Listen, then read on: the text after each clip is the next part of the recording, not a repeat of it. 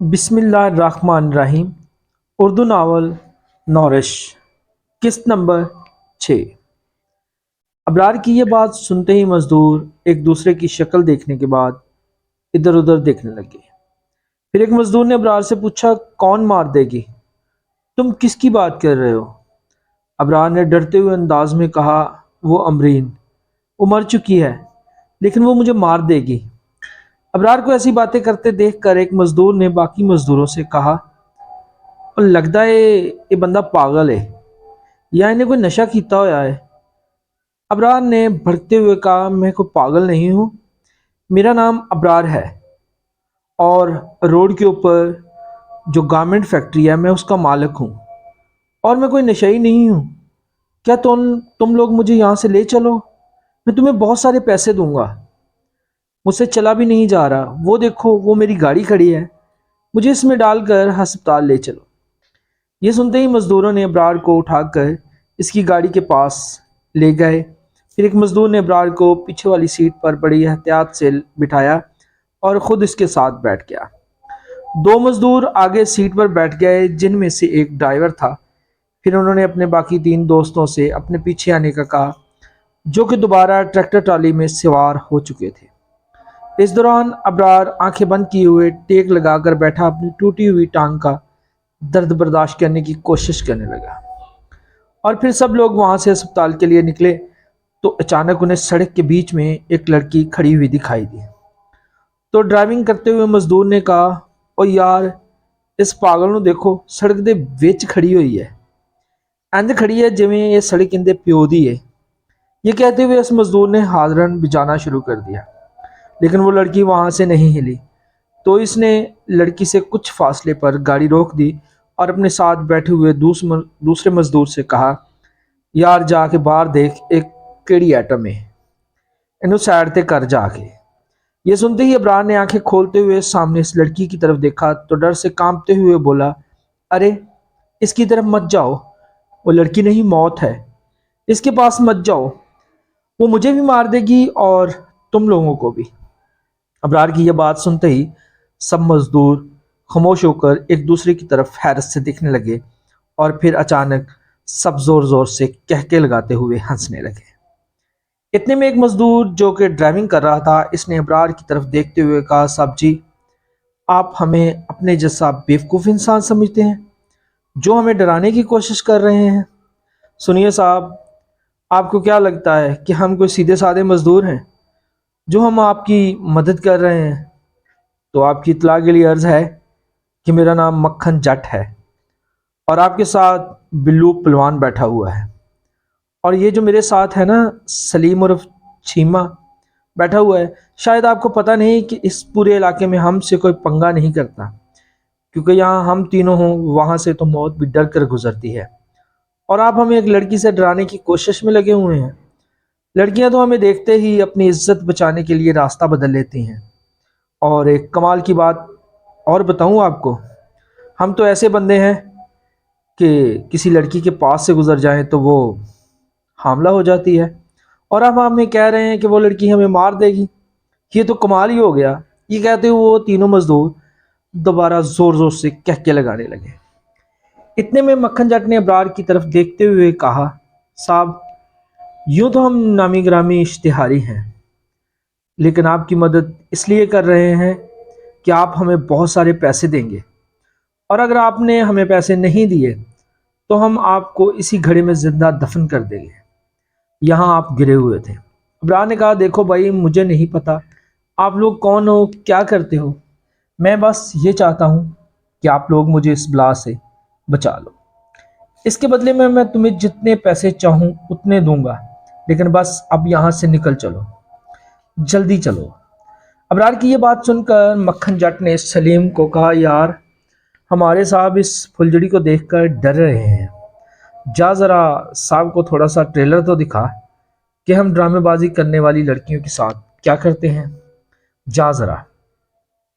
یہ سنتے ہی سلیم ہنستا ہوا گاڑی سے باہر نکلا اور اس لڑکی کی طرف دیکھتے ہوئے بولا، ارے کون ہے تو، ہمارا راستہ روک کر تم نے خود پر ظلم کر لیا ہے۔ یہ کہتے ہوئے سلیم اس لڑکی کے پاس پہنچا اور اس نے لڑکی کا ہاتھ پکڑ کر اپنی طرف کھینچتے ہوئے گاڑی کی طرف لے جانے لگا، اور گاڑی میں بیٹھے ہوئے سب لوگ حیرانی سے کبھی سلیم کی طرف اور کبھی سلیم کے پیچھے دیکھ رہے تھے، جبکہ اس بات سے بے خبر سلیم اس لڑکی کا ہاتھ تھامے ان لوگوں کی طرف دیکھتے ہوئے مسکراتا ہوا گاڑی کی طرف بڑھ رہا تھا۔ اور جیسے ہی سلیم گاڑی کے پاس پہنچا تو اس لڑکی کا ہاتھ مکھن جٹ کو پکڑانے کی کوشش کرتے ہوئے بولا، لے لو، یہ لے لو جٹ صاحب۔ یہ دیکھتے ہی مکھن جٹ ڈرے ہوئے انداز میں جلدی سے پیچھے ہٹتے ہوئے دوسرے دروازے سے باہر نکل کر گاڑی سے دور جاتے ہوئے سلیم کی طرف دیکھنے لگا۔ اس کے ساتھ بلو پلوان بھی ابرار کو چھوڑ کر گاڑی سے دور بھاگ گیا۔ تو سلیم نے بلو پلوان اور مکھن کو ایسا کرتے دیکھ کر حیرانی سے کہا، ارے کیا ہوا تم لوگوں کو؟ تو مکھن جٹ نے اپنی کامتی ہوئی انگلی سے سلیم کے ہاتھ کی طرف اشارہ کیا، تو جیسے ہی سلیم نے اپنے ہاتھ کی طرف دیکھا تو اس کے رونگٹے کھڑے ہو گئے، کیونکہ سلیم جس ہاتھ کو لڑکی کا ہاتھ سمجھ کر اسے تھامے گاڑی تک پہنچایا تھا وہ ہاتھ بہت ہی بڑا اور بھیانک ہو چکا تھا۔ اسے دیکھتے ہی سلیم نے لڑکی کی طرف دیکھا تو لڑکی اب بھی اسی جگہ ہی کھڑی ہوئی تھی جہاں سے سلیم نے اس کا ہاتھ پکڑا تھا۔ ایسے لگ رہا تھا کہ جیسے اس کا ہاتھ کسی رسی کی طرح لمبا ہو چکا تھا۔ یہ سنتے ہی سلیم کی شلوار گیلی ہو گئی۔ اسی نے اسی وقت وہ ہاتھ چھوڑا اور اس سے دور بھاگنے کی کوشش کرنے لگا، تو اس لڑکی نے دور سے ہی سلیم کو گردن سے پکڑ لیا اور اسے کھینچ کر اپنے قریب کرتے ہوئے عجیب سی آواز میں ہنسنے لگی۔ اس دوران سلیم کی آواز بھی نہیں نکل رہی تھی، اور سلیم کی آنکھیں ایسے باہر آ رہی تھی جیسے سلیم کو کسی نے پھانسی پر لٹکا دیا ہو۔ اس دوران ابرار گاڑی میں لیٹا ہوا بری طرح چیخ رہا تھا، بچاؤ مجھے بچاؤ، ارے مجھے چھوڑ کر مت جاؤ، اس کو یہاں سے لے چلو مجھے۔ لیکن پہلوان مکھن جٹ اور اس کے ٹرالی میں سوار باقی ساتھی دور کھڑے سلیم کی موت کا منظر دیکھ رہے تھے۔ اتنے میں اس لڑکی نے ان سب کی طرف دیکھا تو ان سب کے چہروں پر خوف کی لہر صاف نظر آ رہی تھی، اور ڈرے ہوئے ایک دوسرے کو سلیم کو بچانے کا کہہ رہے تھے۔ اس دوران اس لڑکی کی شکل بہت خوفناک اور بھیانک لگ رہی تھی۔ اس کے ساتھ اس کی رات میں کسی جانور کی طرح چمکتے ہوئے آنکھوں کو دیکھ کر سب کے پسینے چھوٹ رہے تھے۔ ابھی سب لوگ اس کی طرف دیکھ ہی رہے تھے کہ اس لڑکی نے سلیم کی گردن کو پکڑتے ہوئے ہی اپنے دوسرے ہاتھ سے سلیم کو اتنا زوردار دھکا مارا کہ سلیم کا درد دور جا کر گرا اور سلیم کی گردن ریڑھ کی ہڈی سمیت اس کے ہاتھ میں رہ گئی، یعنی کہ اس کی ریڑھ کی ہڈی سر کی ہڈی کے ساتھ مل کر اس کے جسم سے نکل گئی، درد دور جا کر گر گیا اور ریڑھ کی ہڈی اور اس کی کھوپڑی اس کے ہاتھ میں رہ گئی۔ یہ دیکھتے ہی ٹریکٹر ٹرالی والے تو لوگ نے چڑیل چڑیل کہہ کر چیخ مارتے ہوئے وہاں سے فوری بھاگ نکلے، لیکن مکھن جٹ اور پلوان اندھا دھند ادھر ادھر بھاگ کر خود کو بچانے کی کوشش کرنے لگے، لیکن وہ جس طرح بھی بھاگتے وہ لڑکی ان کے سامنے آ جاتی، اس لیے دونوں چیختے ہوئے بھاگ کر گاڑی میں جا کر بیٹھ گئے اور اندر سے گاڑی کے دروازے بند کر کے ایک دوسرے کی طرف دیکھنے لگے۔ اتنے میں مکھن جٹ نے اپنی کامتی ہوئی ابرار کی طرف دیکھتے ہوئے کہا، صاحب جی یہ کیا چیز ہے؟ ایسی لڑکی تو ہم نے پہلے کبھی نہیں دیکھی، یہ تو واقعی میں ہی چڑیل ہے۔ اتنے میں مکھن جٹ کو گاڑی میں سے پیشاب کی بدبو آنے لگی، تو مکھن جٹ نے بلو پلوان سے کہا، یہ اچانک پیشاب کی بدبو کہاں سے آ رہی ہے؟ پلوان نے کہا، جٹ جی مجھے معاف کر دو، میرا پیشاب نکل گیا ہے۔ دراصل آج سے پہلے میرا سامنا کبھی بھی ایسی چیز سے نہیں ہوا، میں نے تو ایسی چیزوں کو صرف کہانیوں میں سنا ہے، لیکن پہلی بار اسے دیکھا تو ڈر سے میرا پیشاب نکل گیا ہے۔ یہ کہتے ہوئے پلوان نے ابرار کی طرف دیکھتے ہوئے کہا، صاحب جی آپ ہی کچھ کریں۔ ابرار نے کہا، میں کیا کر سکتا ہوں؟ بیوقوفو جلدی سے گاڑی چلاؤ اور یہاں سے نکلنے کی کوشش کریں، باتوں تو بہت بڑی بڑی کر لیتے ہو، ارے جٹ جلدی سے گاڑی چلاؤ ورنہ آج ہم سب یہاں سے زندہ نہیں جا سکتے۔ یہ سنتے ہی جٹ نے جلدی سے ہاں میں سر ہلایا اور کانپتے ہوئے ہاتھوں سے گاڑی کو سٹارٹ کرنے لگا، لیکن گھبراہٹ اور ڈر کی وجہ سے اس سے سلف ہی نہیں لگ رہا تھا، اس کے ہاتھ بری طرح کانپ رہے تھے۔ اتنے میں گاڑی کی چھت پر دھک ہوئی تو جٹ کے ہاتھوں سے چابی نکل کر نیچے فرش پر گر گئی۔ جٹ ابھی چابی کو دیکھنے ہی والا تھا کہ گاڑی کی سکرین پر اسے دو خوفناک پنجوں والے پاؤں دکھائی دیے، جسے دیکھتے ہی جٹ کی شلوار بھی گیلی ہو گئی اور اس نے جلدی سے گاڑی کا دروازہ کھولا اور گاڑی سے بھاگ کر وہاں سے دور جانے لگا۔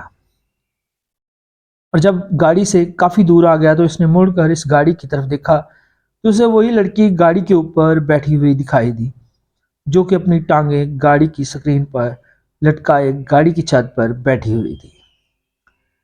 یہ دیکھتے ہی جٹ اندھا دھند وہاں سے بھاگتا ہوا کافی دور نکل آیا، اور جب اس نے مڑ کر پیچھے دیکھا تو اس کے پیچھے کوئی نہیں تھا۔ یہ دیکھ کر جٹ ایک جگہ پر بیٹھ کر تیز تیز سانس لینے لگا۔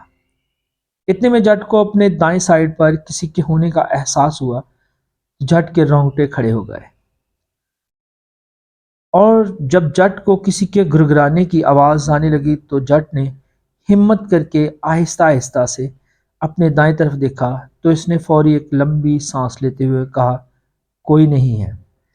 یہ کہتے ہوئے جب جٹ نے واپس اپنے سامنے دیکھا تو وہ خوفناک لڑکی اس کے بالکل سامنے کھڑی تھی، جس کا قد مکھن جٹ سے کافی بڑا ہو چکا تھا اور اس کے بال اتنے لمبے ہو چکے تھے کہ زمین پر گر رہے تھے، اور اس کے منہ میں سلیم کا آدھا کھایا ہوا سر تھا۔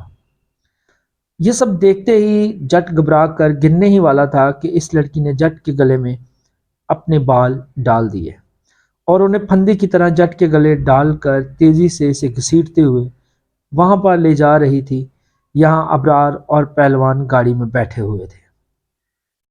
اس دوران پہلوان بھی ڈر کر ابرار کے ساتھ پیچھے والی سیٹ پر دب کر بیٹھا ہوا تھا۔ اس لڑکی نے ان کے پاس جا کر گاڑی کے شیشے پر اپنے خوفناک ہاتھ مارا تو شیشہ ٹوٹ گیا، اور گاڑی میں بیٹھے ابرار اور پہلوان دونوں اس لڑکی کی طرف دیکھنے لگے۔ اتنے میں ابرار نے کہا، پلیز ابرین، مجھے معاف کر دو۔ یہ سنتے ہی ابرین نے جٹ کو ان دونوں کے سامنے کھڑا کیا تو جٹ کی آنکھیں بند ہو چکی تھی۔ ابھی ابرار اور جٹ پہلوان کی طرف دیکھ ہی رہے تھے کہ اچانک جٹ کا پیٹ پھٹا اور اس میں سے خوفناک سا ہاتھ باہر نکلا اور پھر جٹ کے پیٹ کی آنتوں کو پکڑ کر کھینچتا ہوا واپس اس کے پیٹ میں چلا گیا۔ اسی وقت جٹ زمین پر گرا تو امرین نے جٹ کی آنتڑیں اپنے ہاتھ میں پکڑی ہوئی تھی اور اس نے ابرار کی طرف دیکھتے ہوئے وہ آنتڑیں کھانا شروع کر دی۔ یہ سب دیکھ کر ابرار کہنے لگا، مجھے معاف کر دو امرین، مجھے معاف کر دو۔ تمہیں تمہارے اس سچے پیار کا واسطہ جو تم نے کبھی مجھ سے کیا تھا۔ مجھ سے غلطی ہو گئی تھی جو میں اس گارڈ کی باتوں میں آ گیا۔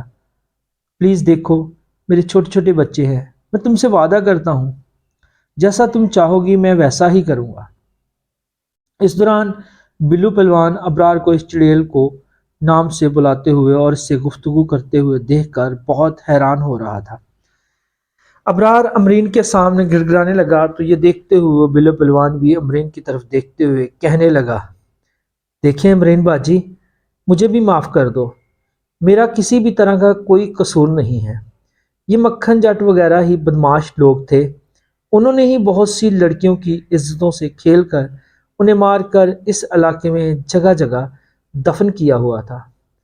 میں تو ان سے کچھ نہیں مانگتا تھا، نہ کچھ ان سے لیتا تھا، بس میں تو چند دن پہلے ہی ان سے ملا ہوں، لیکن میں نے ابھی تک ایسا ویسا کچھ نہیں کیا، بس میں بدماش بننے کے شوق میں ان کے ساتھ رہتا تھا۔ باجی میں شریف آدمی ہوں، مجھے مت مارنا، اب سے میں تمام برے کام چھوڑ کر نماز پڑھا کروں گا اور کسی کو تنگ نہیں کروں گا۔ میرے بھی چھوٹے چھوٹے بچے ہیں اور میں ان کی قسم کھا کر کہتا ہوں کہ زندگی میں دوبارہ کبھی کوئی غلط کام نہیں کروں گا۔ باجی سچ پوچھو تو صرف نام ہی پہلوان ہوں، جبکہ آج تک میں نے کبھی کوئی مکھی بھی نہیں ماری۔ آپ چاہو تو اس شخص کو مار دو اگر اس نے آپ کو تنگ کیا ہے، کیونکہ میرے دوست اس کو اچھا انسان سمجھ کر اس کی جان بچا رہے تھے، وہ بھی پیسوں کی لالچ میں آ کر۔ میں سچ کہہ رہا ہوں، میں اس کا ساتھ نہیں دوں گا۔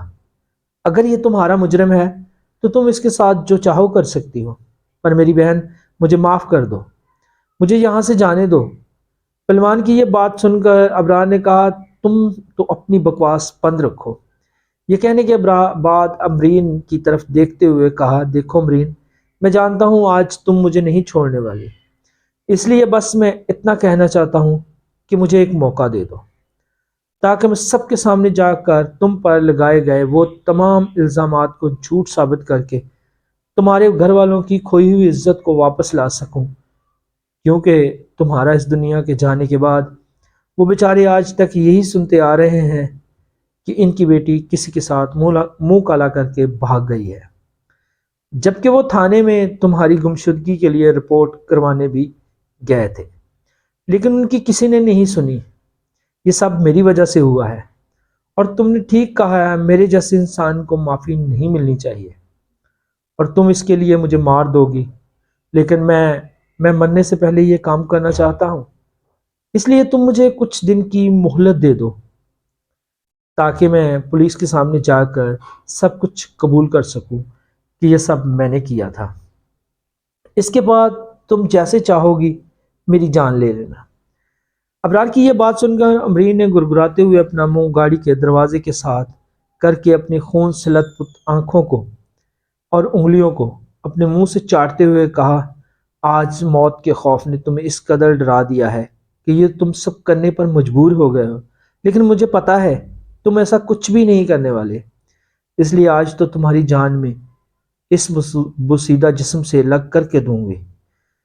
یہ کہتے ہوئے عمرین نے اپنے بڑے بڑے ناخنوں والے خوفناک ہاتھوں سے ابرار کا چہرہ پکڑ لیا اور کہنے لگی، تمہاری وجہ سے میرے گھر والے آج تک یہ نہیں جان سکے کہ میں زندہ ہوں یا مر گئی ہوں، اور وہ بیچارے آج تک تمہاری مکاری کی سزا کاٹ رہے ہیں، جبکہ ان کا ان سب میں کوئی قصور نہیں تھا، لیکن تمہیں کبھی ان کی مظلومیت پر رحم ہی نہیں آیا، اور آج تم اپنی موت کو سامنے دیکھ کر کچھ بھی بولنے کے لیے تیار ہو۔ تو کیا اب تمہارا سسر تمہاری فیکٹری تم سے نہیں چھینے گا؟ کیا اب سب کچھ جاننے کے بعد تمہاری بیوی تمہیں نہیں چھوڑے گی، تمہیں جیل نہیں بھیجے گی؟ ابرار نے کہا، دیکھو چاہو تو مجھے مار دو، لیکن اس سے تمہیں سکون تو مل سکتا ہے، مگر تمہارے گھر والوں کی مشکلاتیں کبھی کم نہیں ہوں گی، اس لیے تم مجھے صرف ایک موقع دو تاکہ میں مرنے سے پہلے اپنے اس گناہ کی معافی تمہارے ماں باپ سے مانگ سکوں۔ اس کے بعد مجھے اپنے سسرال کی، اپنے عیش و آرام کی کوئی پرواہ نہیں ہے، میرے ساتھ کچھ بھی ہو جائے، پر مجھے یہ کرنے کی مہلت دے دو۔ یہ کہتے ہوئے ابرار اپنے دونوں ہاتھوں کو امرین کے سامنے جوڑنے لگا۔ یہ دیکھتے ہوئے بلو پلوان نے امرین کی طرف ڈرتے ہوئے دیکھ کر کہا، دیکھو باجی، مجھے ان سب باتوں کے بارے میں کچھ پتہ نہیں، لیکن مجھے لگ رہا ہے کہ یہ شخص صحیح کہہ رہا ہے، اس کے مر جانے سے کسی کو کوئی فائدہ نہیں ہونے والا، بلکہ اگر جس طرح یہ کمینہ کہہ رہا ہے کہ سب کے سامنے اپنے گناہ قبول کر لے گا، تو آپ کے ماں باپ یہاں بھی ہیں، کم سے کم ان کو یہ تسلی ضرور ہو جائے گی کہ ان کی بیٹی غلط نہیں تھی، اور لوگوں کے سامنے آپ کے ماں باپ کی عزت بھی بالکل ویسی ہی ہو جائے گی جیسے پہلے تھی، اور اگر آپ چاہیں تو میں خود اس کے ساتھ جا کر اس کو پولیس کے حوالے کر کے آتا ہوں۔ بلو پہلوان کی بات سن کر امرین نے ابرار کا منہ چھوڑتے ہوئے کہا، ٹھیک ہے، اور ساتھ ہی گرگرانے لگی۔ یہ کہتے ہوئے امرین واپس مکھن جٹ کی لاش کے پاس گئی اور اس کے سینے میں ہاتھ ڈال کر اس کا کلیجہ نکال کر واپس گاڑی کے پاس آئی، اور گاڑی کے اندر اپنی گردن ڈال کر اپنے چہرے کو بلو پہلوان کے قریب لے گئی اور اس سے کہنے لگی، اگر اس نے ایسا نہیں کیا تو میں اس کے ساتھ ساتھ تمہارا کلیجہ بھی نکال کر چبا ڈالوں گی۔ یہ کہتے ہوئے امرین نے اپنا چہرہ بلو پہلوان کے اور قریب کر لیا، اور اسے غور سے دیکھتے ہوئے امرین نے اپنا بڑا سا منہ کھولا اور اسے اپنے گندے نکیلے دانت دکھاتے ہوئے کہا، یاد رکھنا جو اس نے کہا اس پر عمل کروانا، ورنہ۔ یہ کہتے ہوئے امرین نے بلو پہلوان کے سامنے مکھن جٹ کا کلیجہ اپنے منہ میں ڈال کر چبانا شروع کر دیا۔ امرین کو اپنے اتنے قریب دیکھ کر بلو پہلوان نے ایک بار پھر سے اپنے کپڑوں میں ہی پیشاب کر دیا اور ڈرے ہوئے انداز میں جلدی جلدی ہاں میں سر ہلانا شروع کر دیا۔ اس دوران ابرار بھی وحشت بڑی نظروں سے امرین کو کلیجہ کھاتے ہوئے دیکھ رہا تھا۔ پھر امرین نے واپس اپنے منہ اپنا منہ گاڑی سے باہر نکالا اور مکھن جٹ کی لاش کو ٹانگوں سے پکڑ کر گھسیٹتے ہوئے اپنے ساتھ خالی پلاٹ اور جھاڑیوں کی طرف لے گئی۔ اس کے جاتے ہی بلو پلوان نے ایک لمبی سانس لیتے ہوئے کہا، بچ گئے۔ پھر ابرار کی طرف دیکھتے ہوئے بولا، گھٹیا انسان، ایسا تو نے کیا کیا تھا اس بچی کے ساتھ جو وہ اس طرح کی بن گئی ہے؟ ابرار نے کہا، اپنے کام سے کام رکھو، میں یہ تمہیں نہیں بتا سکتا۔ یہ سنتے ہی پلوان نے ابرار کی ٹوٹی ہوئی ٹانگ پر ہاتھ مارا تو ابرار اونچی آواز میں چیختے ہوئے بولا، یہ کیا کر رہے ہو بیوقوف انسان؟ پلوان نے کہا، بتا مجھے، تو نے اس لڑکی کے ساتھ، اس کے ماں باپ کے ساتھ کیا کیا تھا، ورنہ… یہ کہتے ہوئے بلو بلوان نے پھر سے ابرار کی ٹانگ پر ہاتھ مارنے کا ڈراوا دیا۔ تو ابرار نے کہا، رکو رکو بتاتا ہوں۔ پھر ابرار نے سب کچھ بلو پلوان کو بتایا تو پلوان نے ابرار کی طرف دیکھتے ہوئے کہا، اچھا تو تم حد سے زیادہ نیچ اور گھٹیا انسان ہو۔ دل تو چاہتا ہے کہ اس لڑکی سے پہلے میں تمہیں یہی مار دوں، لیکن میں نے اس سے وعدہ کیا ہے، تمہیں میں پولیس کے حوالے کر کے تمہارے منہ سے سچ اگلواؤں گا۔ ابرار نے کہا، اب تم گاڑی چلاؤ اور پہلے یہاں سے ہسپتال چلو، میری ٹانگ میں بہت درد ہے، اس کے بعد ہم پولیس اسٹیشن چلیں گے۔ یہ سنتے ہی پلوان نے کہا، میں گاڑی نہیں چلا سکتا، مجھے نہیں چلانی آتی، تم خود ہی چلا لو، میں تمہارے ڈرائیور کی سیٹ پر بٹھا دیتا ہوں۔ ابرار نے کہا، ارے بیوقوف انسان، اگر میں چلا سکتا تو ہم پہلے ہی یہاں سے نکل سکتے تھے۔ پلوان نے کہا، تو اب ہم کیا کریں گے؟ پوری رات اس جگہ کھڑے رہیں گے کیا؟ یہ سنتے ہی ابرار نے جلدی سے اپنی جیب میں ہاتھ ڈالا اور کچھ ڈھونڈنے لگا، پھر گاڑی کے اندر ادھر ادھر دیکھنے لگا۔ ابرار کو ایسا کرتے دیکھ کر پلوان نے کہا، ایسا کیا ہے تمہاری جیب میں جسے تم ڈھونڈ رہے ہو؟ میں نے پہلے بھی تمہیں بار بار جیب میں ہاتھ ڈال کر کچھ ڈھونڈتے ہوئے دیکھا تھا۔ ابرار نے پلوان کی طرف دیکھتے ہوئے کہا، میرا موبائل، میرا موبائل فون نہیں مل رہا، کہاں ہے؟ پلوان نے کہا، ارے مجھے کیا معلوم۔ ابرار نے کہا، او شٹ، مجھے لگتا ہے کہ میرا فون کہیں گر گیا ہے، کیا تمہارے پاس موبائل فون ہے؟ پلوان نے کہا، ہماری اتنی اوقات نہیں کہ ہم موبائل فون رکھ سکیں، ہم اشتہاری لوگ ہیں، پولیس ٹریس کر لیتی ہے، اس لیے ہم کبھی بھی اپنے پاس موبائل نہیں رکھتے۔ ابرار نے کہا، تو پھر تم گاڑی سے باہر جا کر اسے ڈھونڈو اور ڈھونڈنے کی کوشش کرو۔ یہ سنتے ہی پلوان نے کہا، ارے میں پاگل ہوں جو اس ویرانے میں اکیلا گھوموں گا، کہیں وہ پھر سے آ گئی تو مجھے نہیں چھوڑے گی۔ ابرار نے پلوان کی طرف دیکھتے ہوئے نام میں سر ہلایا اور بولا، کیا مصیبت ہے، کہاں پھنس گیا ہوں میں؟ ارے وہ نہیں آئے گی، اگر اس نے آنا ہی ہوتا تو وہ یہاں گاڑی کے اندر بھی آ سکتی تھی۔ بیوقوف انسان، اب جاؤ اور میرا فون ڈھونڈ کر لاؤ، جاؤ جلدی۔ پہلوان نے کہا، ہاں ہاں جا رہا ہوں، چلا کیوں رہے ہو؟ یہ کہتے ہوئے پہلوان گاڑی سے باہر نکلا اور پھر ابرار کی طرف دیکھتے ہوئے بولا، دیکھو میں تمہارا فون ڈھونڈنے جا رہا ہوں، اس دوران تم کہیں بھاگے تو نہیں جاؤ گے، اور اگر تم بھاگ گئے تو پھر اچھا نہیں ہوگا۔ یہ سنتے ہی ابرار نے اپنا سر گاڑی کے سائڈ پلیئر کے ساتھ مارتے ہوئے کہا، اندھے میری ٹانگ ٹوٹی ہوئی ہے، نظر نہیں آ رہی، میں کیسے بھاگوں گا، بیوقوف گدھے۔ یہ سنتے ہی پلوان نے کہا، اچھا اچھا ٹھیک ہے، بکواس، زیادہ بکواس مت کرو، تم میرے یا میں تمہارا ملازم نہیں ہوں، تم میرے مالک نہیں ہوں۔ یہ کہہ کر پلوان گاڑی سے کچھ دوری پر جا کر موبائل فون ڈھونڈنے لگا، لیکن رات کے اندھیرے میں پتہ نہیں چل رہا تھا کہ موبائل فون گرا کہاں ہے۔ اس دوران ابرار درد میں تڑپتا ہوا لمبے لمبے سانس لے رہا تھا کہ اتنے میں اس کو فون کی آواز سنائی دی جو گاڑی کے اندر ہی سے آ رہی تھی۔ ایسا لگ رہا تھا جیسے کہ ابرار کو فون کر رہا ہے، لیکن ابرار کو فون نظر نہیں آ رہا تھا۔ کچھ دیر دیکھنے کے بعد ابرار نے غور کیا تو فون کی آواز آگے والی سیٹ کے نیچے سے آ رہی تھی۔ تو ابرار نے پلوان کو آواز دیتے ہوئے کہا، یہاں آؤ بیوقوف۔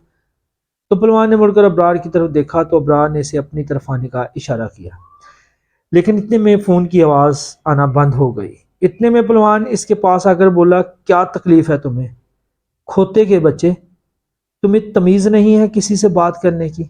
میں نے تمہیں پہلے بھی بتایا ہے کہ میں تمہارا غلام نہیں ہوں یا تمہارا نوکر نہیں ہوں۔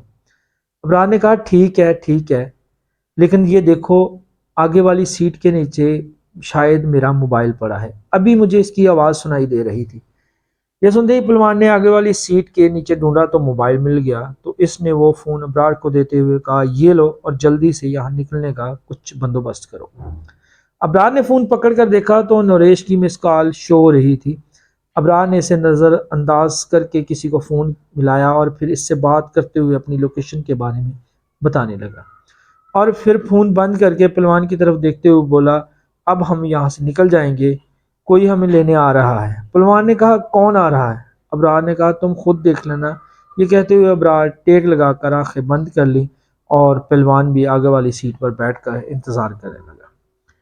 پھر کچھ دیر میں ایک ایمبولینس ابرار کی گاڑی کے پاس آ کر رکی اور ابرار نے فوری آنکھیں کھول دی تو ایمبولینس سے دو لوگ اترے اور انہیں ابرار کو اسٹریچر پر ڈالا اور اسے ایمبولینس میں داخل کر دیا۔ پھر ابرار نے ایک آدمی سے کہا یار میری گاڑی بھی ساتھ لے چلو، اس کی چابی آگے والی سیٹ کے پاس ہی کہیں گری ہے۔ یہ سن کر ایک آدمی ایمبولینس سے اتر کر ابرار کی گاڑی میں بیٹھ گیا اور چابی ڈھونڈنے لگا۔ پھر اسے چابی گری ہوئی نظر آ گئی اور اس نے جلدی سے چابی پکڑ گاڑی سٹارٹ کی اور ایمبولینس والے ڈرائیور کو چلنے کا کہا اور خود ابرار کی گاڑی چلاتے ہوئے ایمبولینس کے پیچھے پیچھے چلنے لگا۔ اس دوران پلوان ابرار کے ساتھ ایمبولینس میں بیٹھا ہوا تھا۔ پھر کچھ دیر کے بعد ابرار ہسپتال پہنچ گیا اور ڈاکٹروں نے اس کی ٹانگ کا آپریشن شروع کر دیا۔ اس دوران پلوان ہسپتال میں ایک بینچ پر لیٹ کر ابرار کا انتظار کرنے لگا کہ اچانک پلوان کی آنکھ لگ گئی۔ جب ابرار کا آپریشن مکمل ہو گیا تو ڈاکٹر نے ابرار کو دوسرے وارڈ میں شفٹ کر دیا۔ اتنے میں ابرار نے ہسپتال کے ایک آدمی سے کہا وہ جو میرے ساتھ ایک بندہ آیا تھا وہ کہاں ہے؟ اس نے کہا سر وہ تو باہر سویا ہوا ہے، میں اس کو بلا کر لاتا ہوں۔ ابرار نے کہا نہیں نہیں، اسے اسی جگہ پر لیٹا رہنے دو، دراصل وہ ایک اشتہاری ہے اور اس نے مجھے اس ویرانے میں یرغمال بنایا ہوا تھا۔ اب آپ ایسا کریں پولیس کو کال کر کے اس کے بارے میں بتا دیں اور پلیز مجھے یہاں سے جلد ہی ڈسچارج کر کے مجھے میرے گھر تک چھوڑ دیں کیونکہ یہاں میری جان کو خطرہ ہے۔ پلیز آپ یہ سب کام جلدی کریں، اس لیے میں آپ کو بہت زیادہ پیسہ دوں گا۔ پھر ابرار نے اپنا تعارف کرواتے ہوئے کہا تم چاہو جب چاہو میری فیکٹری میں آ جانا اور پیسے لے جانا۔ ابرار کی یہ بات سن کر اس آدمی نے کہا ٹھیک ہے سر۔ یہ کہنے کے بعد وہ آدمی ڈاکٹر کے پاس گیا اور اس نے ڈاکٹر سے بات کرتے ہوئے ابرار اور اس کے ساتھی اس پہلوان کے بارے میں بتایا تو ڈاکٹر نے کہا ٹھیک ہے، تم ابرار صاحب کو ان کے گھر چھوڑاؤ اور میں تب تک پولیس کو کال کرتا ہوں۔ اس کے بعد وہ آدمی ابرار کو اس کے گھر چھوڑنے کے لیے نکل گیا اور کچھ ہی دیر میں پولیس ہسپتال پہنچ گئی۔ پولیس نے آتے ہی پہلوان کو سوتے ہوئے پکڑ لیا اور اسے تھانے لے گئی۔ وہاں جا کر پولیس والوں نے پہلوان سے پوچھ گچھ شروع کر دی تو پہلوان نے پولیس کو ابرار کے بارے میں بتانا شروع کر دیا اور پھر امرین کے بارے میں بھی بتایا تو پولیس نے پہلوان کی بات پر یقین نہیں کیا بلکہ اسے پولیس کو بیوقوف بنانے کے لیے اس پر تشدد کرنے لگے۔ لیکن پہلوان بار بار انہیں وہی بتا رہا تھا جو کہ کچھ گھنٹہ پہلے اس ویرانے میں ہوا تھا، لیکن پولیس نے پہلوان کی ایک نہ سنی اور وہ پہلوان کو ساری رات وقفے سے ٹارچر کرتے رہے اور پوچھتے رہے کہ اس نے ابرار کو یرغمال کیوں بنایا تھا۔ پھر ایک پولیس والے نے کہا چلو اب سے ایسے ہی جیل میں سڑنے دو، صبح ابرار صاحب کو بلا کر اس بارے میں بات کریں گے اور دیکھیں گے کہ اس کی بات میں کتنی سچائی ہے۔ ان میں سے دوسرا پولیس والا کہنے لگا سر مجھے تو کوئی پاگل لگتا ہے، بھلا آج کل کے دور میں بھی ایسی چیزیں ہوتی ہیں کیا؟ تو ایک ایسا ہی نے کہا صبح ہوتے ہی اگر یہ جھوٹا ہوا تو اس کے جن بوت میں اتاروں گا۔ یہ کہہ کر پولیس والے چلے گئے۔ اس رات پہلوان حوالات میں بند یہی سوچتا رہا کہ ابرار کہاں چلا گیا اور اس نے اسے کیوں پھنسا دیا۔ یہی سوچتے ہوئے اپنی درد اور تکلیفوں کو بھلا کر پہلوان سو گیا۔ پھر صبح ہوئی تو پہلوان نے ابرار کو تھانے میں دیکھا کہ وہ ویل چیئر پر بیٹھا پولیس والوں سے بات کر رہا تھا۔ اسے دیکھتے ہی پہلوان نے کہا کمینے انسان، دکھا دی نا تو نے اپنی اصلیت، تو نہیں بچے گا، وہ لڑکی تجھے نہیں چھوڑے گی۔ یہ سنتے ہی ابرار ہنستے ہوئے پہلوان کی طرف دیکھنے لگا، پھر وہاں سے چلا گیا اور پہلوان وہیں کھڑا چلاتا رہا اور ابرار وہاں سے فیکٹری آیا تو سب ابرار کو دیکھ کر حیران ہو رہے تھے، لیکن ابرار نے کسی سے کوئی بات نہ کی اور اپنے ڈرائیور اور عامر کی مدد سے اپنے آفس میں بیٹھ گیا۔ اتنے میں ابرار کے سسر اور بیوی بھی فیکٹری میں آئے اور ابرار کے آفس میں جا کر بیٹھ گئے۔ اس دوران نوریش بھی فیکٹری پہنچی اور ابرار کے آفس میں جانے لگی تو اسے فیکٹری کے ایک ورکر نے دھیمی سی آواز دیتے ہوئے کہا، میڈم ابرار صاحب کی فیملی کے لوگ آئے ہوئے ہیں، اندر مت جائیے گا ورنہ ان کی بیوی بہت غصہ کرے گی۔ یہ سنتے ہی نریش نے حیرانی سے اس ورکر کی طرف دیکھتے ہوئے کہا، کیا ان کی بیوی؟ اس ورکر نے کہا، جی میڈم آپ کو نہیں پتا؟ ایسا لگتا ہے صاحب نے آپ کو بھی دھوکے میں رکھا ہوا ہے۔ یہ کہتے ہوئے وہ ورکر مشکوک انداز میں ادھر ادھر دیکھنے لگا اور پھر نروش کی طرف دیکھتے ہوئے بولا، میرا نام خادم ہے، میں یہاں کا بہت پرانا ملازم ہوں اور میں آپ کو کچھ بتانا چاہتا ہوں۔ اگر آپ کے پاس وقت ہے تو دوپہر میں مجھے فیکٹری کے باہر جو چوک ہے وہاں ملیے گا، لیکن یہاں سے کسی کو کچھ مت بتائیے گا ورنہ میں میری نوکری چلے جائے گی۔ نوریش نے کہا، ٹھیک ہے۔ اس کے بعد خادم اپنے کاموں میں مصروف ہو گیا اور نوریش ابرار کے آفس کی طرف دیکھنے لگی، پھر اپنے کام میں مصروف ہو گئی اور جب دوپہر کا وقت ہوا تو کھانے کا وقفہ ہوا۔ خادم اس جگہ پہنچ گیا، یہاں اس نے نریش کو آنے کا کہا تھا۔ پھر کچھ دیر بعد نریش بھی وہاں پہنچ گئی تو خادم نے کہا، دیکھیں میڈم، میرا آپ سے کوئی لینا دینا نہیں ہے، نہ میری آپ کوئی رشتہ دار ہے، میں بس آپ کو خطرے سے آگاہ کرنا چاہتا ہوں۔ خادم کی یہ بات سن کر نریش نے حیرانی سے خادم کی طرف دیکھتے ہوئے کہا، کیا؟ کیسا خطرہ؟ خادم نے پھر ادھر ادھر دیکھنے کے بعد نریش سے کہا، آپ سے پہلے بھی میں نے 2-3 لڑکیوں کی ابرار صاحب کے ساتھ دوستی دیکھی ہے، لیکن جس لڑکی نے بھی ان کے ساتھ دوستی رکھی ہے یا تو وہ زندہ نہیں بچی یا پھر وہ غائب ہو گئی۔ ابھی گزشتہ روز بھی مجھے پتہ چلا ہے کہ کرن میڈم جو کہ آپ کے ساتھ آتی تھی وہ بھی فوت ہو گئی ہیں۔ نریش نے کہا، ہاں وہ تو مجھے معلوم ہے اور اس کی موت کی وجہ بھی مجھے معلوم ہے۔ خادم نے کہا، لیکن کرن میڈم سے پہلے ایک اور بھی میڈم ہوا کرتی تھی، امرین میڈم تھا نام، وہ بھی آپ کی طرح بہت خوبصورت تھی اور ہونہار لڑکی تھی، اور سب سے بڑی بات ان کا اخلاق بھی آپ ہی کی طرح بہت اچھا تھا۔ ان کی ابرار صاحب کے ساتھ دوستی بھی آپ ہی کی طرح تھی اور کرن میڈم کی طرح تھی۔ پھر ایک دن امرین میڈم اور ابرار صاحب کی دوستی کے بارے میں ان کی بیوی کو بھی پتہ چل گیا۔ اس دن آفس میں ابرار صاحب کی بیوی کے ساتھ بہت لڑائی ہوئی تھی۔ اس کے کچھ دن کے بعد ابرار نے دوبارہ امرین میڈم سے ملنے لگے، لیکن ابرار صاحب نے امرین میڈم کے ساتھ اچھا نہیں کیا۔ انہوں نے اپنے سیکورٹی گارڈ سے مل کر اسے کہیں غائب کر دیا اور آج تک ان کا کوئی سراغ نہیں لگا اور کچھ پتہ نہیں چلا۔ بیچاری کے ماں باپ آج تک ذلیل ہو رہے ہیں، لیکن یہ سب اپنے ابرار صاحب نے کیا تھا، میں اس بات کا گواہ ہوں۔ خادم کی یہ بات سنتے ہی نریش نے کہا، دیکھو خادم، یہ جو کچھ بھی تم مجھے بتا رہے ہو اس طرح مجھے کچھ سمجھ نہیں آ رہا، پلیز مجھے اس بارے میں تفصیل سے بتاؤ، جو کچھ بھی تمہیں معلوم ہے وہ میں جاننا چاہتی ہوں۔ نریش کی یہ بات سن کر خادم نے پھر امرین کی شروع سے آخر تک ساری بات بتائی اور پھر امرین کو لے کر اس کے ماں باپ کے ساتھ جو ہوا اس کے بارے میں بتایا اور کہا، آج تک امرین کا کچھ پتہ نہیں چلا میڈم نریش۔ یہ سب سن کر نریش اپنا سر پکڑ کر بیٹھ گئی اور کچھ سوچنے کے بعد خادم کی طرف دیکھتے ہوئے بولی، اچھا خادم، تو پھر امرین کہاں جا سکتی ہے؟ خادم نے کہا، یہ تو وہ سیکورٹی گارڈ شکیل ہی جانتا تھا یا پھر ابرار صاحب کو پتا ہوگا، کیونکہ آخری وقت پر جب میں ابرار صاحب کی گاڑی دھو رہا تھا تو میں نے ابرار صاحب کو امرین میڈم سے فون پر بات کرتے ہوئے سنا تھا۔ وہ امرین میڈم کو یہ کہہ رہے تھے کہ وہ ان سے معافی مانگنا چاہتے ہیں اور اس لیے ابرار صاحب نے انہیں کسی جگہ پر بلایا تھا، اور مجھے اچھی طرح یاد ہے اس دن شکیل بھی ابرار صاحب کے ساتھ گاڑی میں بیٹھ کر گیا تھا، کیونکہ ابرار صاحب اسے کہہ رہے تھے، شکیل تمہیں اچھی طرح پتہ ہے نا کہ کیا کرنا ہے۔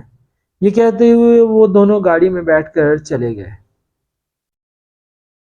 خادم کی یہ بات سن کر نریش کے ہوش اڑے کے اڑے رہ گئے اور وہ پریشان ہو کر بولی، یہ ابرار تو بہت ہی خطرناک ہے، لیکن میں اس کو نہیں چھوڑوں گی کیونکہ یہ انسان کرن کی موت کا ذمہ دار ہے؟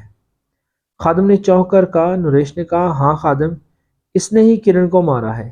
یہ کہتے ہوئے نریش نے خادم کو کرن اور ابرار کے بارے میں اور پھر کرن کی موت کے بارے میں سب بتایا۔ تو خادم نے کہا، میڈم آپ میری بہن کی طرح ہیں، اور ایک بھائی ہونے کے ناطے میں آپ سے یہی کہوں گا کہ اس انسان سے بچ کر رہے گا۔ نریش نے کہا، ہاں لیکن ہم اس انسان کو اس کے انجام تک تو پہنچانا ہی ہوگا نا، ورنہ یہ ایسے کئی اور زندگیوں سے کھیلے گا۔ نریش کی یہ بات سن کر خادم نے کہا، لیکن ہم اس سے کریں گے کیسے؟ پولیس والے ثبوت مانگتے ہیں اور ہمارے پاس اس کے خلاف کوئی ثبوت نہیں ہے سوائے میرے اور تمہاری باتوں کے۔ نریش نے کہا، پھر بھی کچھ تو کرنا ہوگا۔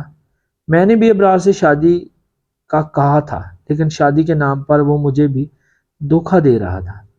پھر میں نے اسے 1 مہینے میں شادی کا وقت دیا تھا کیونکہ میں اسے آزمانا چاہتی تھی، لیکن اب تو سب کچھ پانی کی طرح صاف ہو چکا ہے۔ اب میں اس کو سزا دلا کر ہی رہوں گی، لیکن افسوس کی بات یہ ہے کہ ایسا کر کے میں ابھی اپنے والدین کے لیے بدنامی کا باعث بنوں گی، کیونکہ میرے پاس کچھ ہے جو مجھے ابرار کو سزا دلانے میں میری مدد کر سکتا ہے۔ یہ سنتے ہی خادم نے حیرانی سے نریش کی طرف دیکھتے ہوئے کہا، ایسا کیا ہے تمہارے پاس؟ نریش نے کہا، وہ میں تمہیں بعد میں بتاؤں گی، لیکن پہلے تم میری بات غور سے سنو۔ آج ابرار کی فیملی بھی یہاں ہے، تو مجھے یہ کام آج ہی کرنا ہوگا۔ اس کے لیے مجھے تمہاری مدد کی ضرورت ہے، تو کیا تم میری مدد کرو گے؟ خادم نے کہا، میں نے تمہیں اپنی بہن کہا ہے، اس لیے تم مجھے اپنا بھائی سمجھ کر ہر کام کہہ سکتی ہو۔ بتاؤ میں تمہارے لیے کیا کر سکتا ہوں؟ نریش نے کہا، لیکن ایک بات یاد رکھنا، اگر ہم اس کام میں ناکام ہوئے تو ہماری نوکری بھی جا سکتی ہے۔ یہ سنتے ہی خادم نے کہا، میں اپنی بہن کے لیے ایسی ہزاروں نوکریاں قربان کر سکتا ہوں، بس تم مجھے بتاؤ کرنا کیا ہے۔ نریش نے کہا، تو سنو خادم بھائی، میں ابرار کو اس فیکٹری کے باہر بلا کر اس سے کچھ باتیں کروں گی۔ اس دوران تم کسی بھی طریقے سے اس کی فیملی والوں کو اس جگہ پر لے آنا، لیکن ابرار کو اس بات پر ذرا بھی شک نہ ہونے چاہیے، اور نہ ہی اسے پتہ چلنا چاہیے کہ اس کی فیملی کے لوگ بھی اس جگہ پر موجود ہیں۔ وہ ابرار کی باتیں سن رہے ہیں، اور دیکھو اس بارے میں کس کو پتہ نہ چلے، اور اگر سب کچھ ہمارے پلان کے مطابق ہوا تو آج ابرار کسی صورت میں نہیں بچے گا۔ اب میں ابرار کو فون کرنے لگی ہوں۔ یہ کہتے ہوئے نریش نے موبائل نکالا۔ کہانی جاری ہے ناظرین۔ اگلی کے سننے کے لیے اگر آپ چینل پہ نئے ہیں تو چینل کو سبسکرائب کریں، بیل آئیکن کو پریس کریں تاکہ ہر نئی آنے والی کہانی کا نوٹیفیکیشن بر وقت آپ کو ملتا رہے۔ کہانی اچھی لگی ہو تو ویڈیو کو لائک کریں۔ ملتے ہیں انشاءاللہ اگلی کہانی میں۔ اللہ حافظ۔